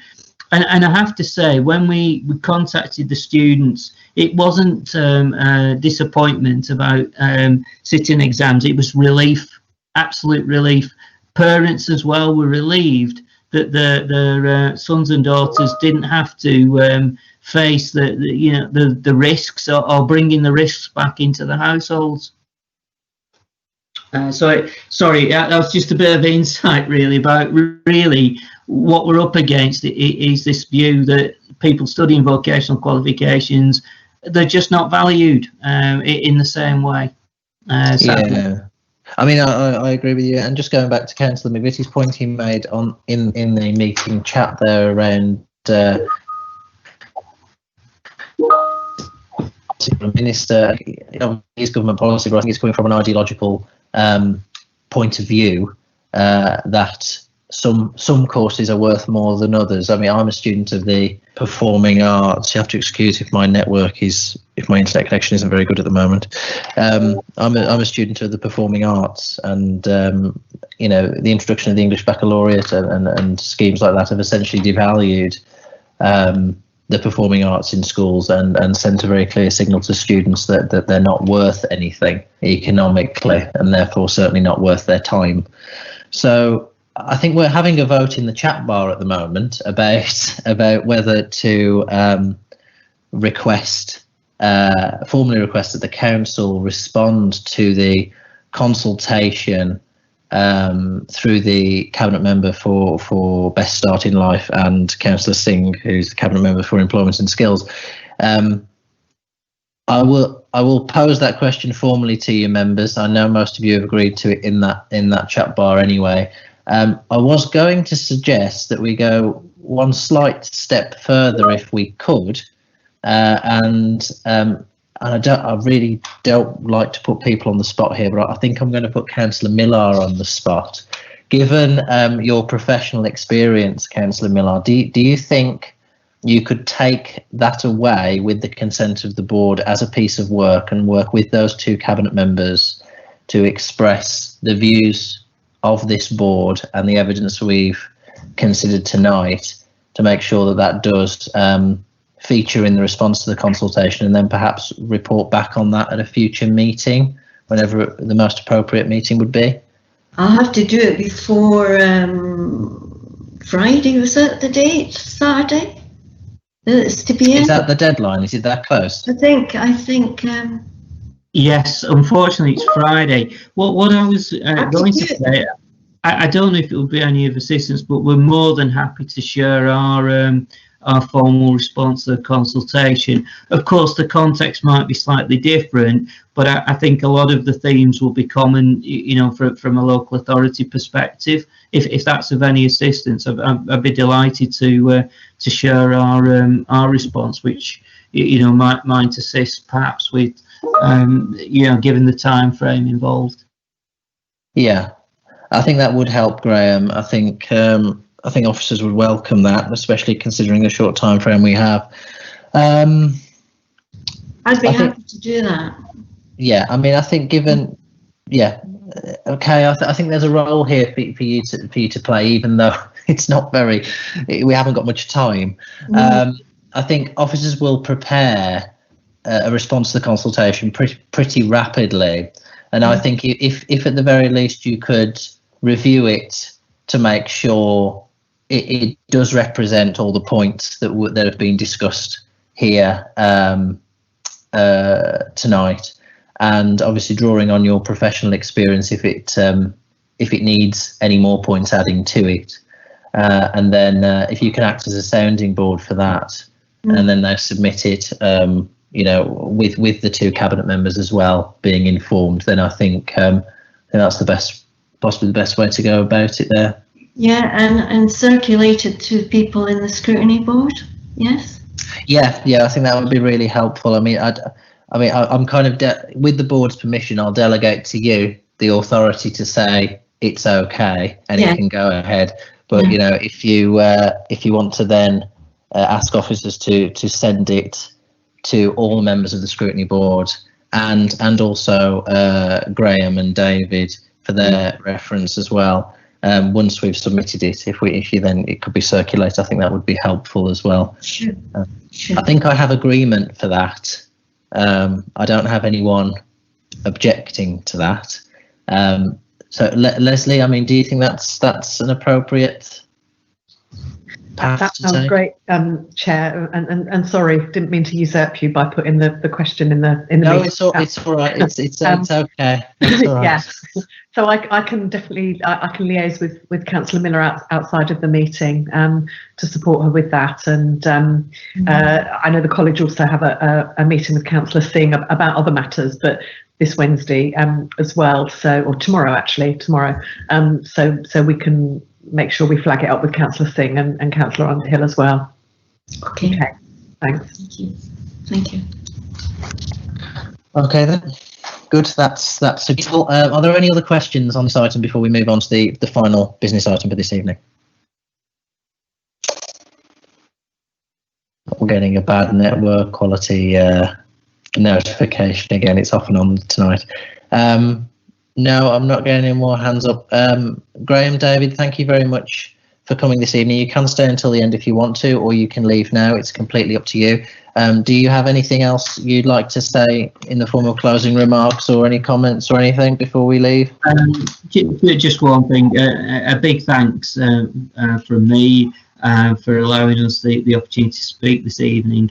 And what I would say as well, don't forget, we're Sandwell's College, not Sandwell College. We work with you, with the communities, for the benefit of residents in the borough. And if there's anything that we can do to help support the work of the authority, then please don't hesitate to get in touch with me. But thank you very much for giving us this opportunity this evening. It's much appreciated. No problem, and thank you for your attendance. We hope to have you back at a scrutiny board at some point in the future. It's nice to have as many people as we can around the table. So, members, on to the final agenda item, which I believe is with me to give a brief verbal update. So this is an update on our work in the elective home education working group. As members will know from the previous meeting, we started off the project with a bit of an assessment of the current state of the situation in Sandwell. That's now being carried out. We then began evidence gathering, and we've done that through surveys to both parents and carers who are delivering education at home, and also young people who are receiving education at home. As you might expect, the turnout is always, or the return rate is always a little bit low with these kinds of things, and that was the case here as well. But we have managed to gain some important insights into that, and we've begun the process of analysing what that evidence suggests to us.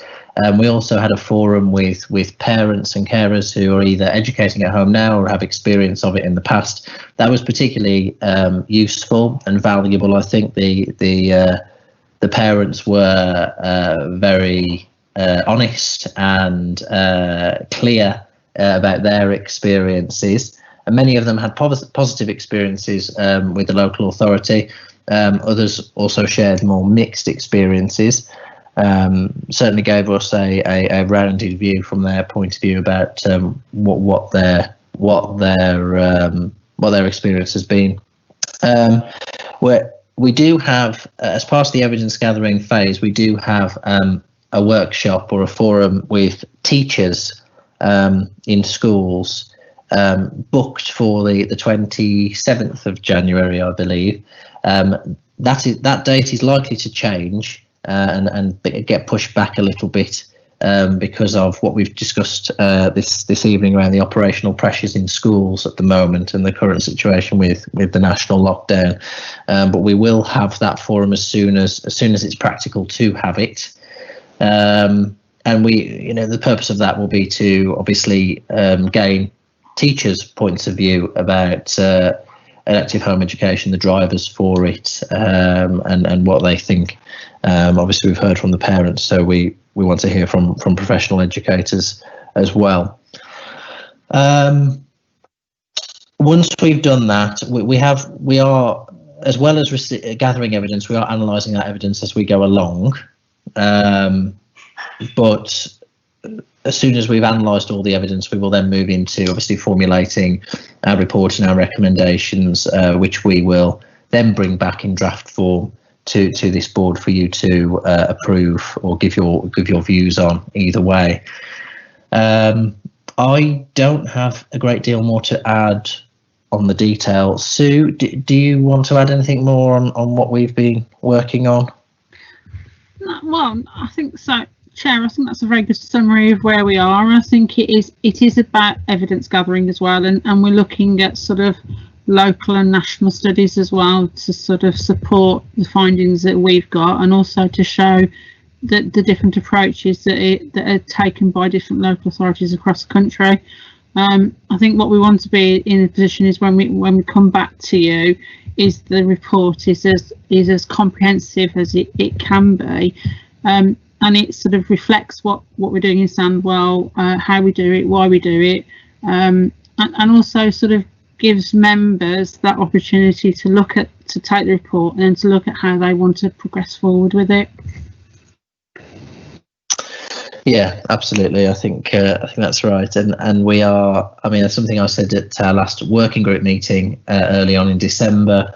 was that well, we don't really know when the local elections are going to be. It's still officially May, but it could obviously change. I'm not in a mad rush around getting this work done before the end of this municipal year. As I'm up for election in the next set of local elections, whenever they may take place, it may, depending on the will of voters, it may not be me who finishes this work, but someone will. And I think it's important for us to get it right rather than do it quickly. I do just want to mention, of course, he introduced himself at the start, but Jason is here from the DFE. Jason, is there anything you want to add at this point? Thank you. Really, I took away from the last meeting that I unfortunately couldn't speak. My microphone seemed to put me on mute. But I did take away to just inform the elective home education policy team about the work that's going on in Sandwell. And so I made contact with someone from that team. They were really keen and really interested to hear what findings come about from that research. So obviously, if you're happy to share that once it's been concluded, they would really love to use that in adding to their evidence base, really. And then I think the other thing that I took away was just to update on the Education Select Committee inquiry into elective home education. There was an oral evidence giving session on the, I think it was the 24th of November, which involved the president of the ADCS, the Local Government Association, National Network Parent Carer Forum, and the Home Education Advisory Service. I had a look at the document online. It was a very, very long meeting, but it is in the public domain. There were some quite interesting points around that were raised around possible future direction. The idea of a register, a more robust register of elective home education, children who are being electively home educated. There were questions around data collection.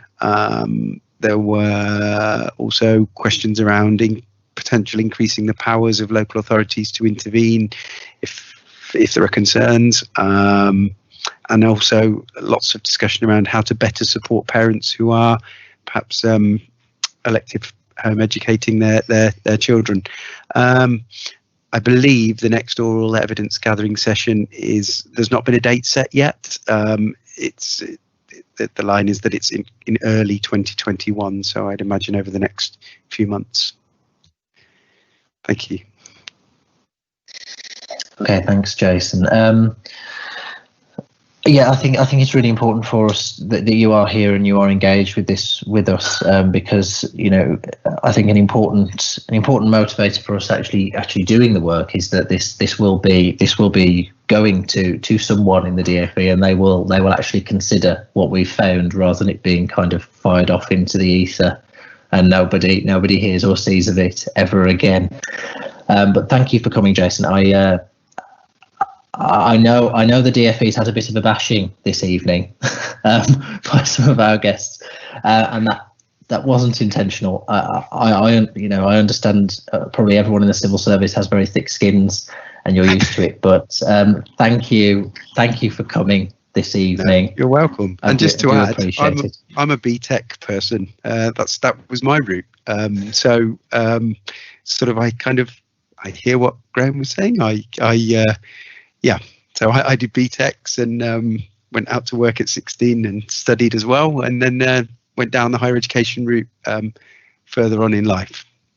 And I do know a bit about education as well because I was a teacher and head teacher. So, oh, brilliant! Just to add that. Brilliant. Well, thank you very much for coming and engaging with us, and I do hope you will pop along to meetings in the future as well. Okay, members, does anyone have any questions on the sorry, I've got Sue, you've got your hand up before I bring in anyone else. Sue, do you want to speak? Sorry, Chair. Yeah, I forgot to add when I was doing it, sort of following up from you. I think one of the things we talked about as working groups, well, didn't we, is that we want to see we want to see whether obviously we've seen a sudden increase in children home educated following the start of the pandemic, and we were hoping that sort of by June time we possibly would start to see a drop off and a lot of those students returning to school. I'm sort of slightly concerned now because obviously the latest pandemic may extend that, but I still think we should see some positive response in terms of parents choosing to send their children back into school once they feel that obviously they feel safe, they feel more comfortable about their child being educated. And I forgot to add as well, I'm a byproduct of the BTEC system as well, so I haven't done too bad. Brilliant, thank you. Okay, members, any questions on the working group update?